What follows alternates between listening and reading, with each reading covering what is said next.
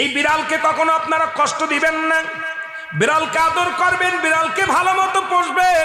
বিড়াল যদি কোনো জাতির জন্য দোয়া করে, কোনো গৃহস্থর জন্য দোয়া করে, ওই সংসারের মধ্যে উন্নতি শুরু হয়ে যায়।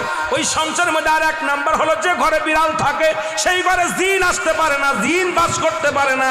আর একটা ঘোষণা শুনেন, নবীজি বলে গেছেন, যে ঘরের মধ্যে বিড়াল ছানা বাস করে ওই ঘরের মধ্যে জিন জাতি প্রবেশ করতে পারে না। তাহলে ছোট ছোট মাসুম বাচ্চাগুলো যে ঘরের মধ্যে থাকে, মুসলমান অনেক সময় জিনের আশ্রয় পড়ে যায়, অনেক সময় জিনে আসর করে, ওই ঘরের মধ্যে জিনে আসর করে।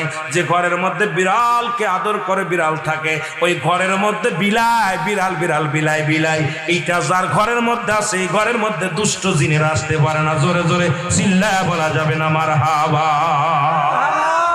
একবার নবী সুলাইমান আলাইহিস সালাম শুনতে পাইলেন পাশের বাড়িতে একটা কুকুরকে কষ্ট দিয়ে বিষ